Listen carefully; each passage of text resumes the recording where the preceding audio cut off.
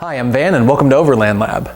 Today I want to talk to you about what I consider to be the single most important purchase that you can make after buying your adventure truck or adventure SUV of choice, and that is tires. Tires are the interface by which your vehicle basically attaches to the rest of the world. It's how you get around, it's how you maintain traction, it's a huge portion of how your vehicle handles on the road. So selecting tires is not something I think that should be taken lightly. Generally, my philosophy in this project and in the build of this truck has always been, let's try to find affordable, high-value options, and there are a lot of them out there for tires. However, if there's one thing that I think it's worth spending a lot of money on, it's definitely tires. So if you're planning your build and you know you're gonna have to cut some corners in maybe your armor or maybe your equipment or maybe your camping gear, do not cut corners in tires. I'm also going to talk a little bit about wheels because obviously, you need to have an appropriate wheel set for your application. And so I want to talk about some of my considerations that I made for selecting the wheels for the adventure truck for the 2011 F-150. So I think it's important to cover what I consider to be important categories in selecting a tire for an adventure truck. The first and foremost important feature of these is actually, in my opinion, on-road traffic and on-road traction and manners. The reality is, unless it's a dedicated off-road or dedicated rock crawling rig, you're gonna spend a lot of time on the highway. Especially me, I live in the Midwest where everything's a 5-hour drive, so I spend a lot of time on the interstate, so I can't afford, my sanity can't afford to have a tire that is really loud, behaves poorly, doesn't do well on traction, on road, I should say on pavement traction, dry pavement or wet pavement. Moreover, I daily drive this truck. I drive it to and from work a lot, I drive it to run errands, and if I have obnoxiously loud tires or tires with poor on-road traction, it makes the truck significantly less versatile and significantly less usable for me. I would say at best, the truck spends 80% or more of its time on paved surface at any point in time and 20 or less % off-road. I mean, that's just the reality of being a daily driver. So the biggest things I think are obviously traction on pavement and then also noise. So obviously the knobbier a tire you switch to, the louder it's gonna be. And that that noise is gonna resonate through the cab. And if you're the kind of person that weird noises bother you, that's gonna drive you nuts. The other thing worth considering, especially if you run all season style tires, you're not running a dedicated winter tire, is you need to be mindful of snow traction. If you live in the Midwest like I do, where you spend a lot of time on gravel, they need to do well on gravel. And also they need to do well in wet weather conditions. Now, even though a very small percentage of the truck's overall life is spent off-road, it's still important to buy a tire that's based on the kind of off-roading you expect. That is to say, if you're gonna be doing hardcore rock crawling or a ton of kind of mudding and that style off-roading, your selection of tire is gonna be different than if you're the kind of person that spends a lot of time traveling forest service roads or just doing the occasional water crossing, the occasional trip in the mud, where you spend a lot of time on highway like I do. So the kind of tire you select for your off-road environment is going to be different. For me, I need to consider mud and deep snow, because we do see a lot of that in the Midwest. I do see a lot of service roads, so rocky, uneven roads and surfaces. I see very few rocks. So I don't do a lot of rock crawling. I don't look for that sort of trouble, but sometimes that sort of trouble finds me. So it's good to know that they perform well on a rocky surface. So ultimately I need something really versatile. A lot of times, so there's essentially 3 kinds of tires that I could pick, and a lot of times people are very quick to jump to one category or the other. So for trucks, I consider the 3 main categories to be on-road tires, so dedicated pavement tires, all-terrain tires, which are kind of a mix of both, kind of a jack of all trades, and then a dedicated mud terrain tire, which are gonna be your very aggressive, very knobby, noisier, but more aggressive off-road tires.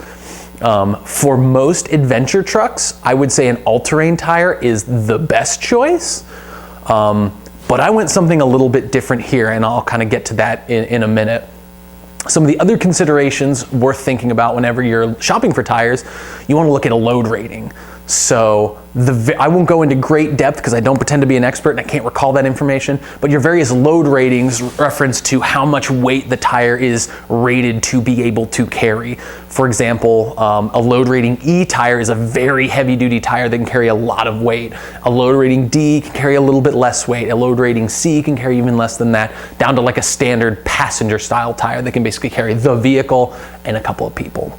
So that's something to be mindful of. So if you're towing a lot with your adventure truck, if it's your jack of all trades truck like mine, a load rating D or a load rating E might be more appropriate, but that does make the tires heavier as well, so weight could be a consideration if you're running like a V6 vehicle, for example. Another important point of order when you're dealing with shopping for tires is a warranty.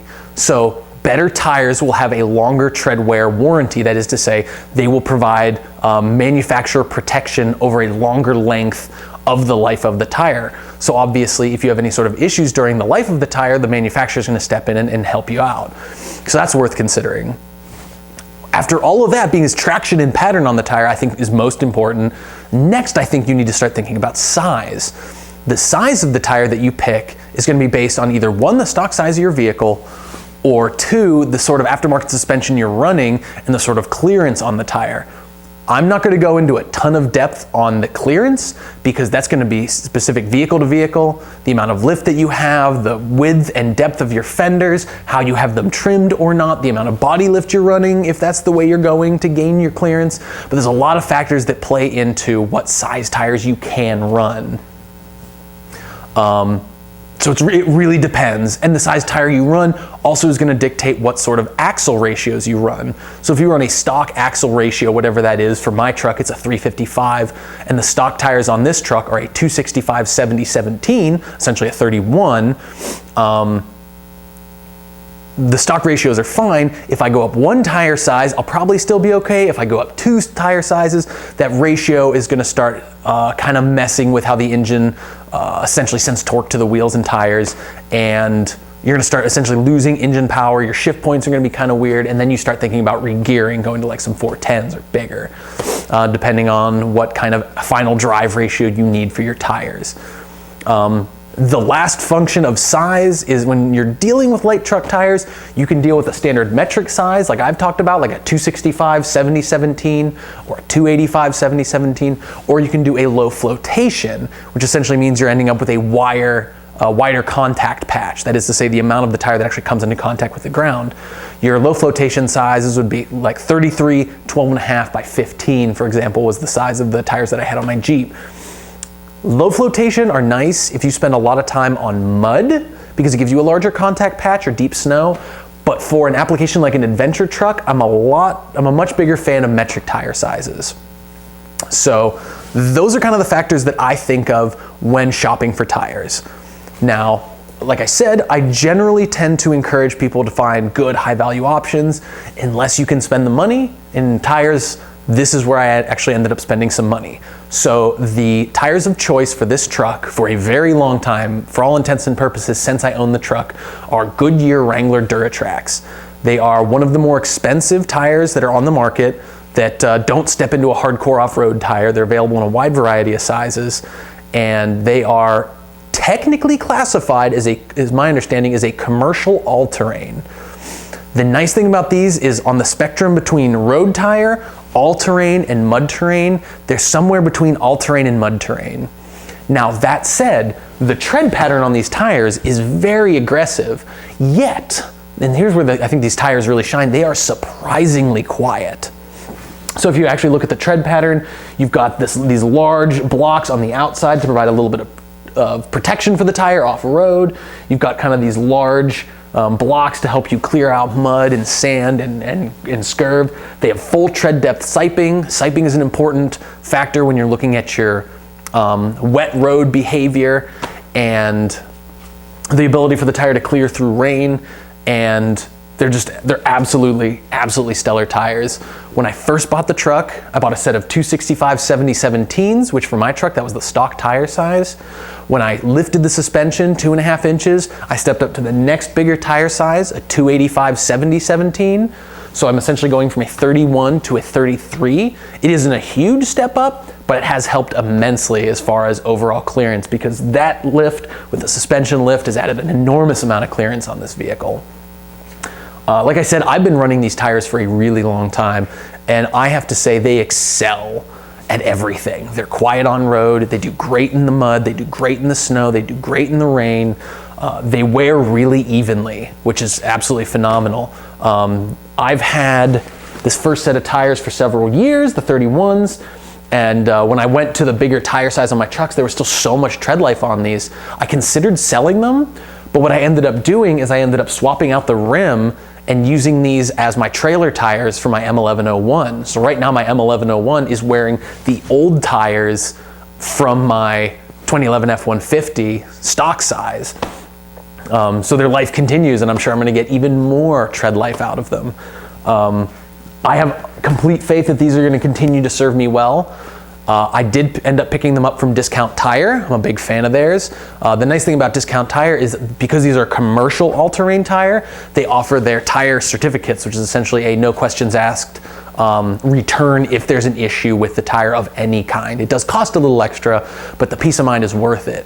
The other nice thing about Discount Tires is they're all over the nation, so anywhere you end up where you might have an issue with your tire, a flat, anything like that, chances are there's one nearby. They'll all honor the certificates, and it's really an outstanding program. Plus their customer service is really good.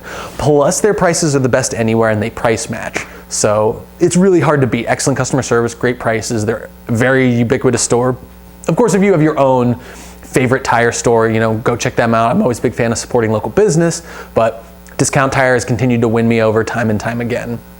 When I bought these bad boys, I don't remember what I paid for the 31s. I just looked these guys up. I think when I bought them here a couple of months ago, I paid about $287 a tire for them, plus certificates, plus tire stems and stuff like that. So it was pretty expensive, truth be told, but absolutely worth it. I'm a huge fan.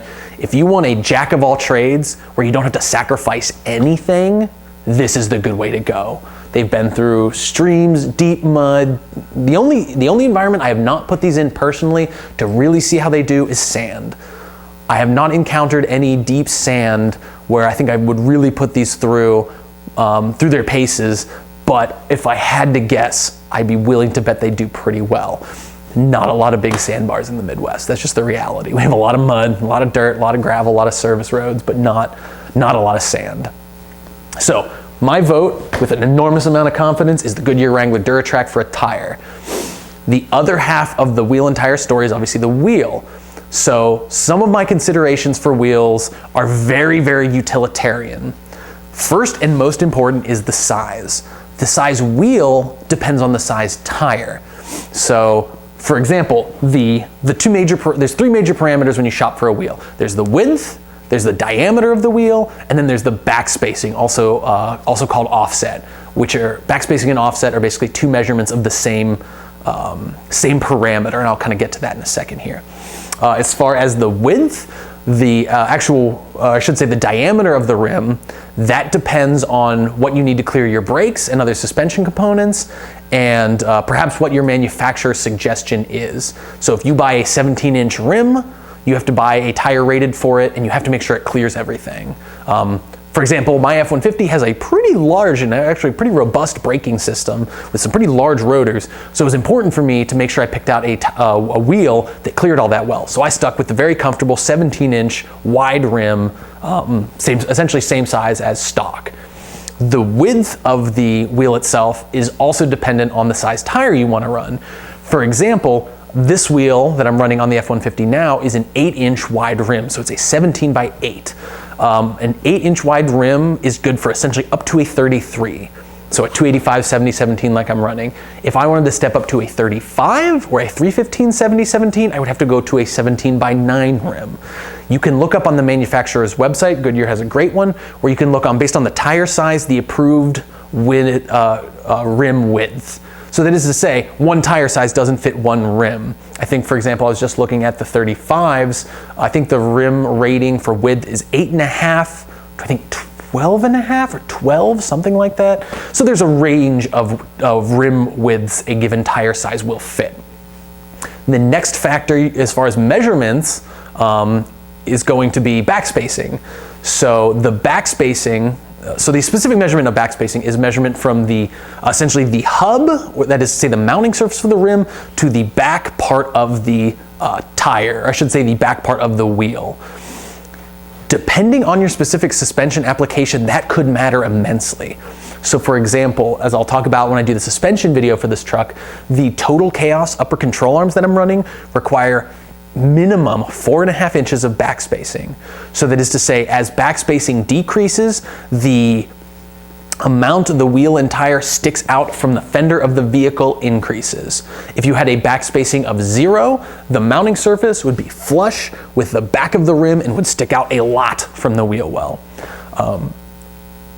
I like the idea of fender coverage on the wheel. Aesthetically, I think it looks a little better to stay inside the fender, but I needed to have at least 4.5 inches of backspacing to be able to clear the upper control arms.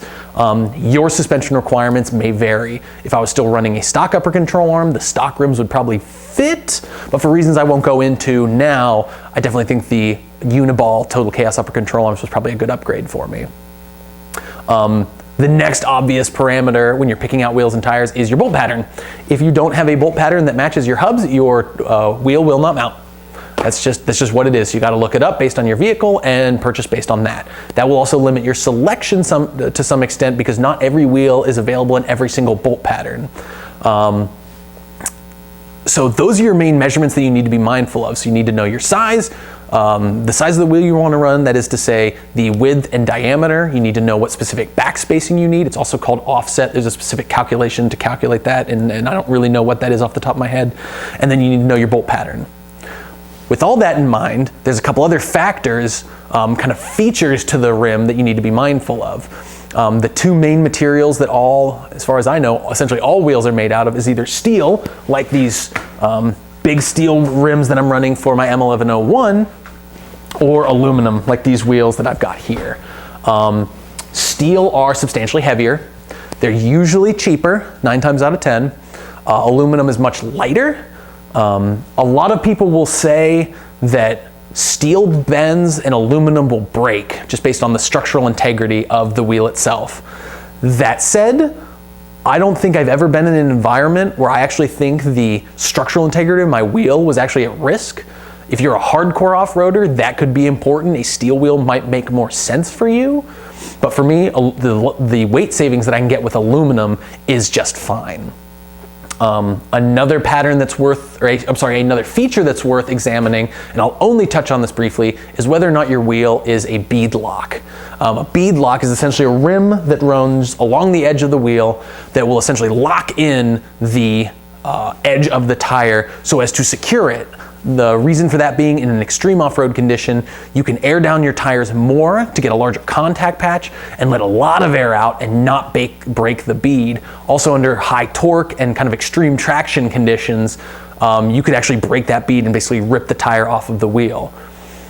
For most people, unless you're doing hardcore off-roading, I think the bead lock's unnecessary. For me, it's absolutely unnecessary. There are a lot of wheels that have a faux bead lock, the look of bead locks, because a lot of people like that. But if you don't really need it, it's a lot of work, and you have to look at your local and federal laws, because a lot of bead locks I don't think are street legal. So that's a specific application that I think for most people, it's not a necessary feature. If you like the look of it, find something with a faux bead lock. And I will say the last, I think, important feature of looking for a wheel, and I mean last, is aesthetics. A lot of people go shopping for rims based on a specific look that they want, and that's totally cool. Do what you gotta do what makes you feel good, buy something you like. But for me, I had to find something with a specific set of measurements, parameters, and features that I needed before I could worry about aesthetics.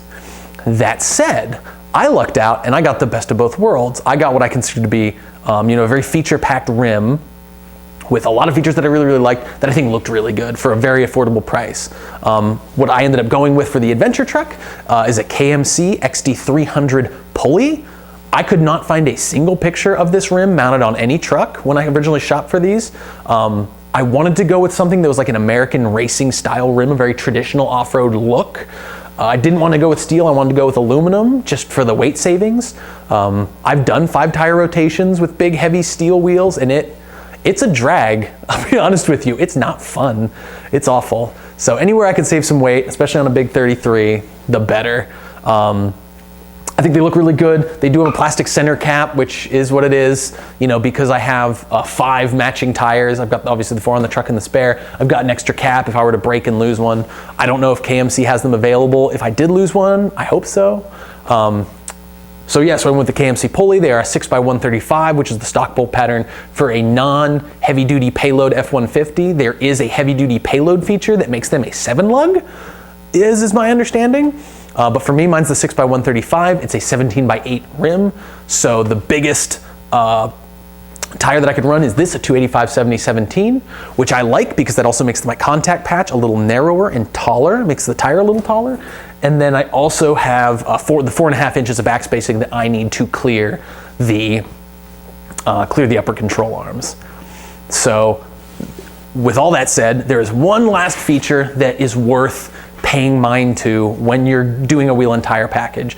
And it's one that I think a lot of people forget in an effort to save money. And that is, well, experienced off-roaders really understand the importance of this, but I think a lot of people might not, and that's the spare.